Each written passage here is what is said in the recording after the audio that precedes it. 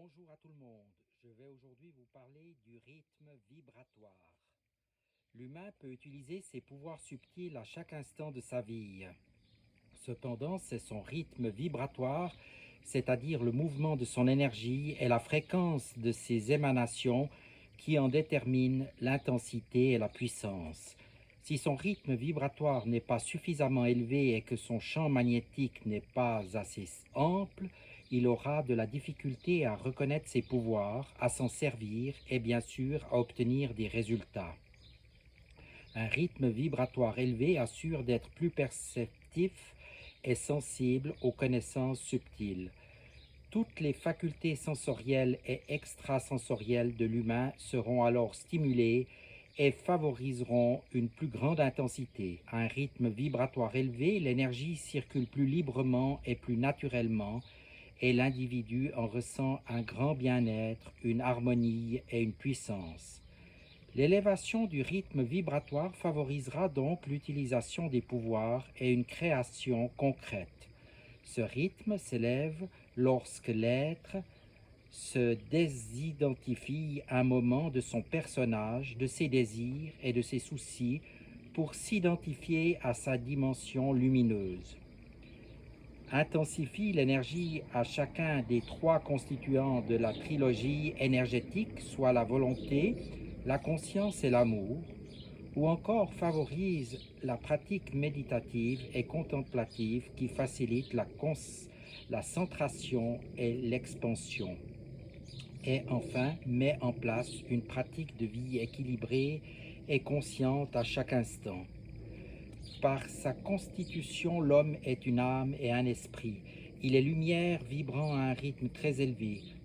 Leur union dans le corps crée une contraction qui est accentuée par l'identification de l'être à son incarnation.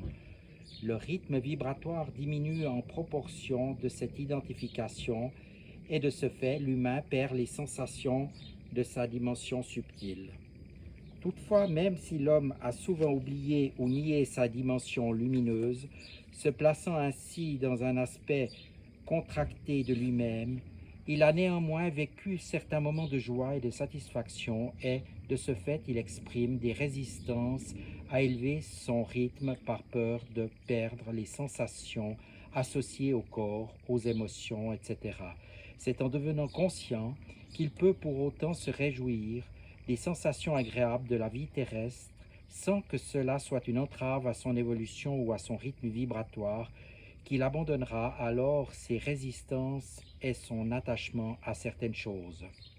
Les sensations qui créent les plaisirs de l'incarnation peuvent non seulement continuer à exister, mais qui plus est, comme elles guideront l'humain vers la sensation de lui-même et du subtil, ce dernier n'aura plus à en abuser et à supporter l'effet de l'abus. Ne croyez pas que pour élever son rythme vibratoire dans la voie du maître, il faille nier l'incarnation. Ce serait vraiment une mauvaise interprétation. Nier l'incarnation signifierait se diviser, rompre, et c'est justement cette division qui crée la souffrance. Il ne s'agit pas de rejeter l'incarnation pour s'élever à un état d'esprit, mais plutôt unir l'être incarné à l'esprit. L'élévation du rythme vibratoire est simple et procure un bien-être physique et subtil, alors que la contraction provoquée par une diminution du rythme crée des inconforts et des douleurs. Ainsi, l'élévation vers un état plus élevé, sans nier le corps, est beaucoup plus satisfaisante qu'une contraction dans la matière qui alourdit physiquement et psychiquement. Plus l'être élève son rythme vibratoire, plus il pourra se dissoudre dans l'espace méditatif et moins il sera envahi par les sollicitations de la pensée ou du corps.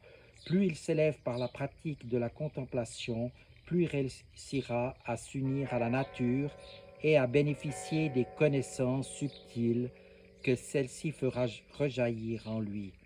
Plus un être s'élève en vibration, plus sa création est pure et représente ce qu'il est vraiment. Il est alors de moins en moins assujetti aux conditions de l'incarnation qu'il a fait sienne, mais qui sont illusoires. Il pourra vivre des éveils importants et accéder à une vision de l'espace multidimensionnel.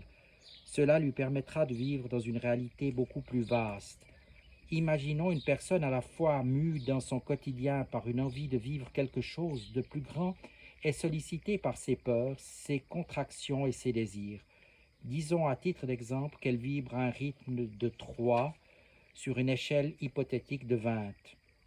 Maintenant, imaginons que cette personne choisit consciemment pour un moment de laisser se dissoudre tous les aspects plus ombrageux de son être et de vivre dans un espace plus libéré et que cela élève son rythme à 10. Durant les périodes de méditation, de contemplation, le rythme pourrait même s'élever progressivement de 10 à 12 et jusqu'à 14. Par la suite, et reprenant ses activités quotidiennes, son rythme, au lieu de descendre à 3, va se maintenir autour de 3,5, éventuellement à 4 et plus. Voilà comment sa disponibilité à une pratique quotidienne visant à élever son rythme vibratoire permettra non seulement à la bande supérieure de son rythme, mais aussi au rythme vibratoire de sa vie quotidienne de progresser. Si l'individu choisit d'inscrire dans sa vie une pratique régulière de méditation, de contemplation et d'activité expansive, son rythme vibratoire moyen et supérieur s'élèvera et il sera alors de plus en plus éveillé et conscient de ses possibilités dans la vie de tous les jours. En atteignant la fréquence de 20, il vibrera alors à la hauteur de sa fréquence fondamentale, c'est-à-dire dans l'expression totale de lui-même et dans toute sa puissance. Dès maintenant, il est possible à chacun d'élever son rythme vibratoire et de constater les résultats de ses pouvoirs. Cependant, si son rythme est trop bas, l'individu risque d'être déçu. C'est pourquoi nous insistons sur la pratique. Ainsi, l'être en constatera non seulement les résultats, mais aussi et surtout une sensation de joie. Car au-delà des résultats, c'est la joie et le bonheur associés au nouvel état d'être qui prédomineront. L'être sera de plus en plus stimulé par ses dons et le fait que les personnes autour de lui se réjouiront de ses émanations. Et un jour, il deviendra un maître, il savourera entièrement ce qu'il est en tant qu'être incarné et être de lumière. Il se réjouira de tout ce qu'il est et de tout ce qu'il a accompli pour son entourage humain et sur d'autres plans de vie. Je vous remercie de votre attention et vous dis à tout bientôt.